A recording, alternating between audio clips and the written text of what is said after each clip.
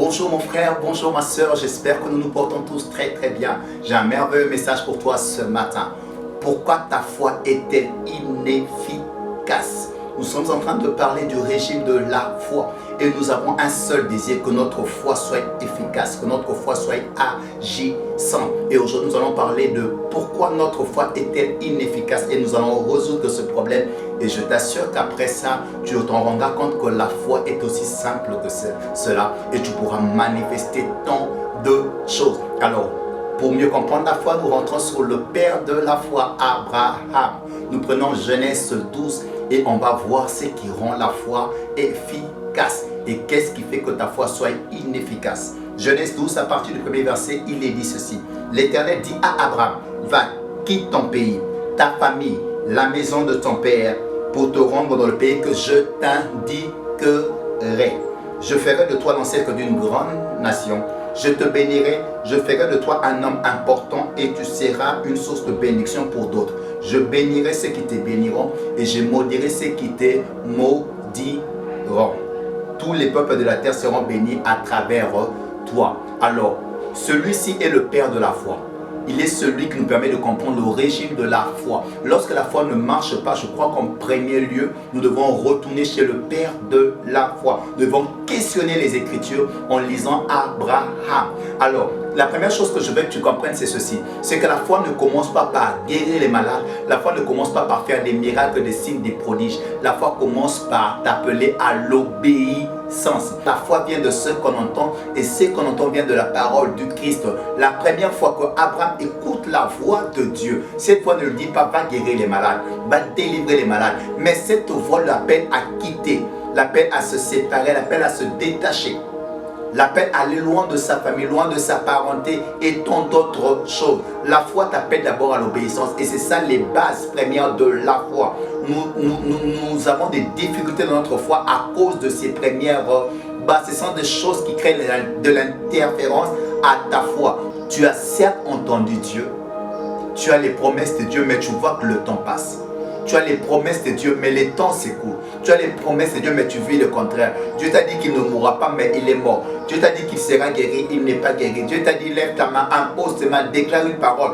Mais rien n'a été manifeste à cause du fondement ou des bases de cette foi qui commence par l'obéissance. Et cette obéissance t'appellera à quitter, à te séparer, à te détacher, à tant d'autres choses. Si Élisée était puissant, c'est pas parce que Élisée parlait tellement bien ou parce que Élisée aimait tellement Élie. Non, il a commencé par l'obéissance. Il a écouté le Christ.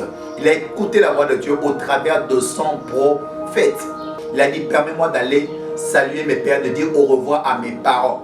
Et il a dit au revoir à ses parents. Il a lâché. Il était en train de travailler. Et il travaillait pour sa famille. Sa famille avait une entreprise. Mais il a tout lâché. Et c'est ainsi qu'il est devenu un homme puissant en foi. Moïse n'est pas devenu un homme puissant dans la foi, dans la manifestation de miracles, de signes et prodiges, parce que Moïse savait lever la main, mettre la main sur sa poitrine, jeter le bâton. Non, non, non, non, non. Avant ça, si vous lisez Hébreu, Moïse a quitté l'Égypte. Il a accepté de porter l'opprobre de Christ. Donc il a écouté une voix, il a compris qu'il devait quitter l'Égypte. Celui qui ne commence pas par quitter ne peut pas manifester la foi. Élisée a quitté. Élie a quitté sa famille pour se retrouver dans le pays, dans la ville d'Akab.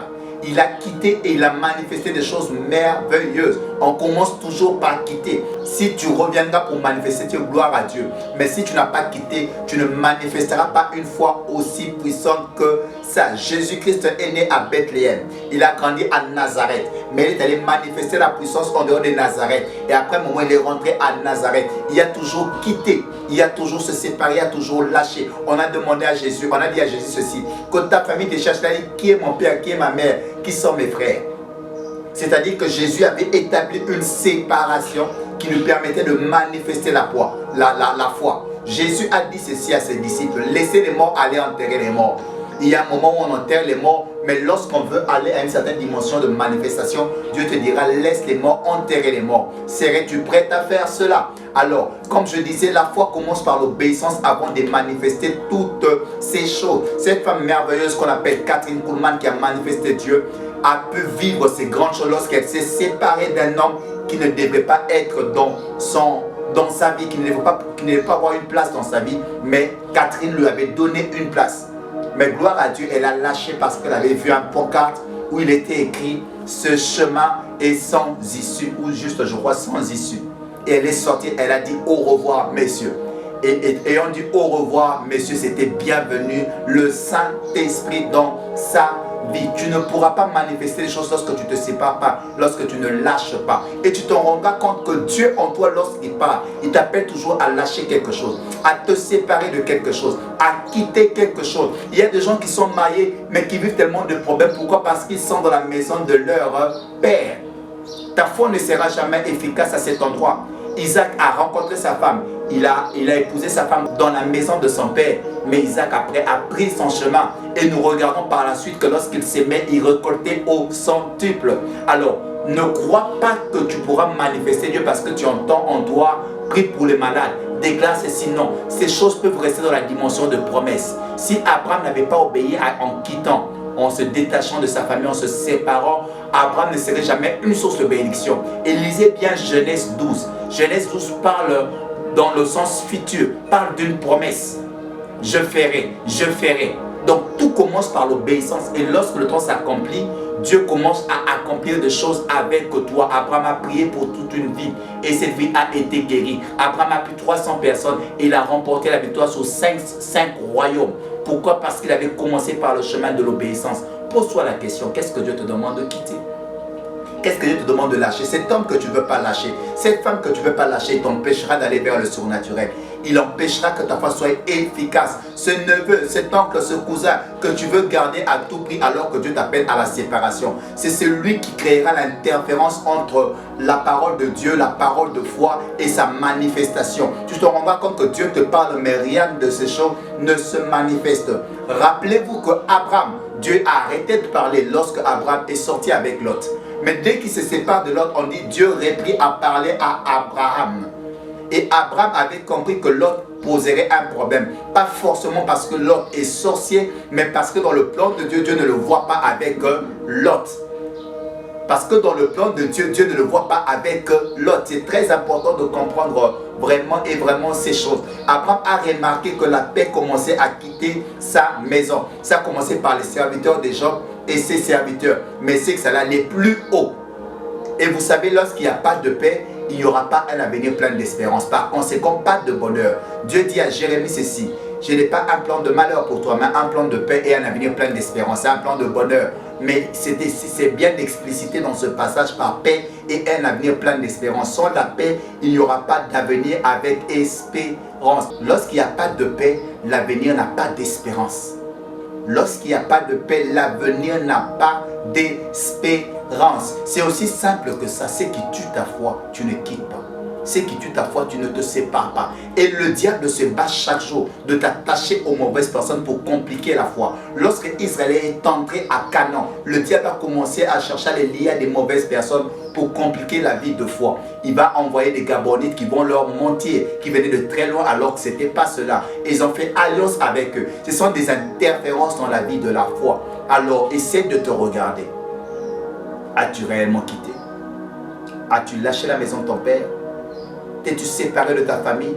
Et ainsi de suite. Ces séparations, avant d'être d'abord physiques, elles sont d'abord spirituelles. Parce qu'il y a des gens qui ont quitté physiquement, mais spirituellement sont restés attachés. Même le mariage, on dit que l'homme quittera son père et sa mère. Lorsque tu ne les quittes pas, tu n'as pas un mariage. Tu as un mariage plein d'interférences et tout ce que tu voudras manifester par la foi ne sera jamais et jamais manifeste. Parce qu'il faut d'abord quitter. Quitte tout ce que Dieu te demande de quitter. Sépare-toi de ta famille. Non, lui c'est ma famille. Lui vraiment c'est quelqu'un d'exceptionnel. Peu importe ce que Dieu me dit, je ne peux pas le lâcher parce que non. Lorsque tu vis avec des gens, ces gens peuvent devenir une interférence à ta foi. Il faudrait faire attention. Alors, en résumé, tu vérifieras toujours ceci. La première chose que tu vas toujours vérifier est ceci. Va quitter ton pays. Ton pays a la capacité d'interférer à ta foi.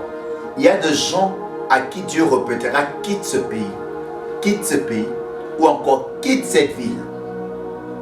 C'est-à-dire que cette ville-là créera de l'interférence. Jésus n'a pas traîné à Nazareth.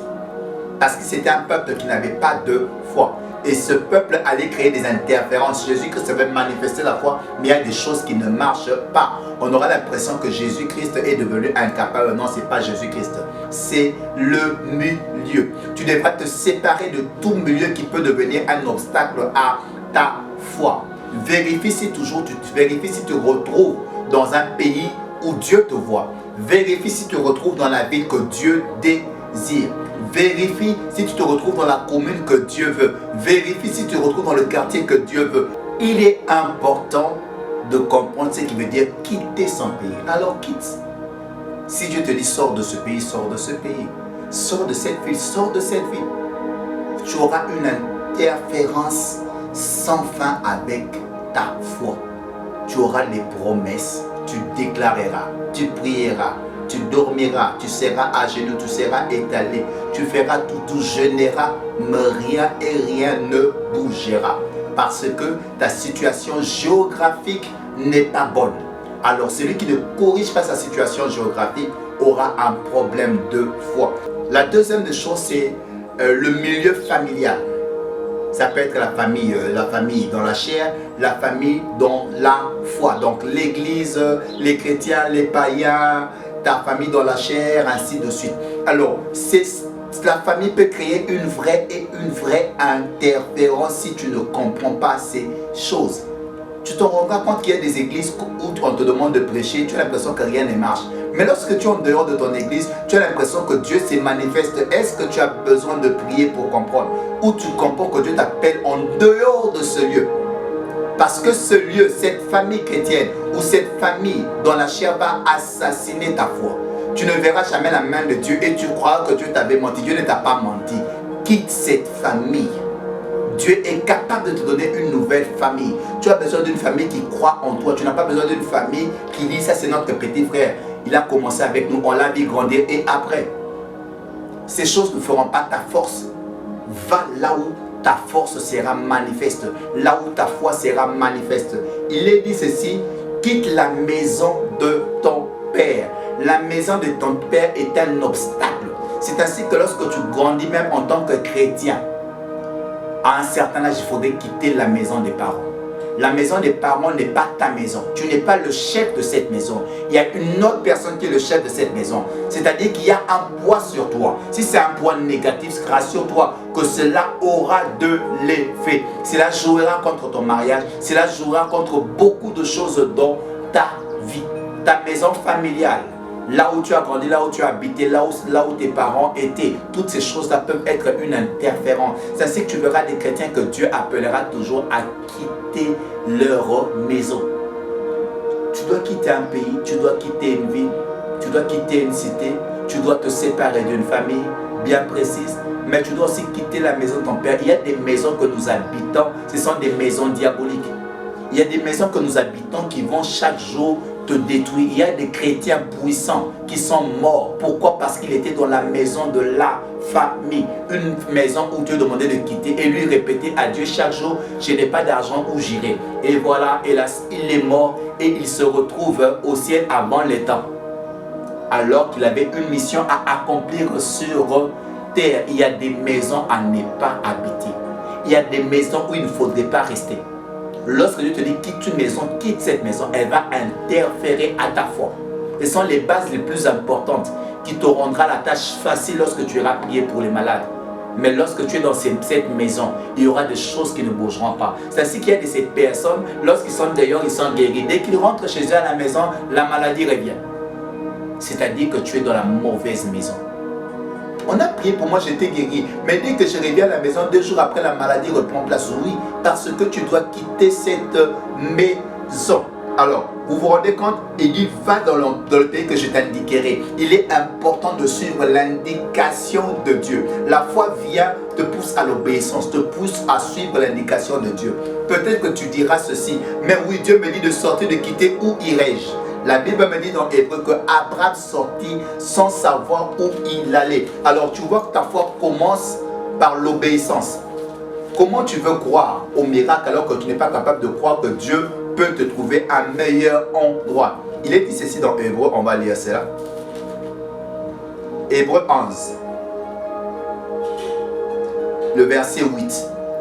Par la foi, Abraham a obéi. Par la foi, Abraham a obéi. Vous comprenez, la foi est d'abord de l'obéissance. À l'appel de Dieu qui leur donnait de partir pour un pays qu'il devrait recevoir plus tard en héritage. Il est parti sans savoir où il allait. Abraham n'est pas parti en sachant où il allait. La Bible dit que ceux qui sont nés de l'esprit, d'eau et d'esprit sont comme du vent.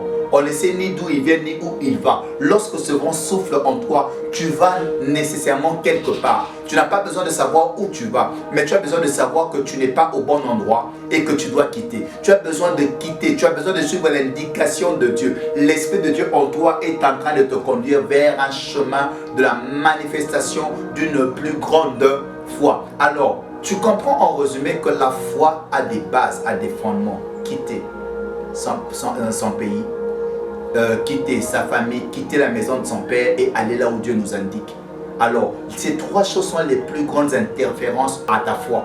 Ça veut dire que lorsque tu seras dans le pays que Dieu ne t'a pas indiqué, tu auras un problème de foi.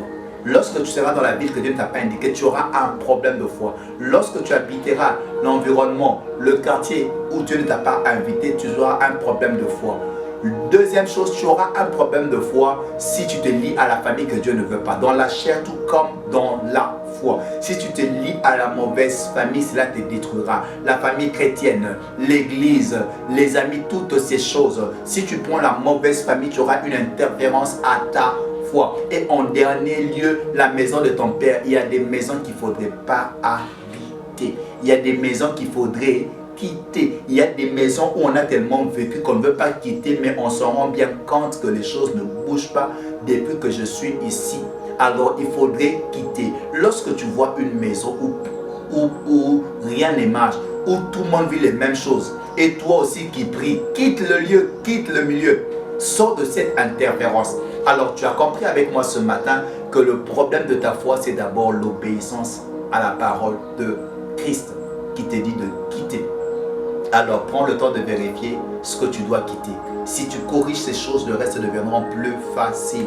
Moïse n'a pas été puissant comme je l'ai dit parce que Dieu a commencé à l'initier dans les choses spirituelles. Jette ton bâton, mets la main dans ta poitrine. Non, parce que d'abord il avait quitté, il avait obéi. Si tu obéis, la vie du surnaturel sera ton partage. Tu verras qu'à la foi est aussi facile que cela. On ne force pas la foi. C'est Dieu qui nous initie dans la foi. C'est Dieu qui nous permet, nous donne la capacité de manifester ces choses. Chaque don a une portion de la foi.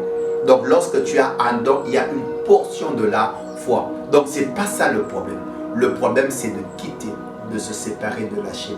Laisse que Dieu t'aide dans ces choses. Je prie pour toi, Seigneur Père éternel.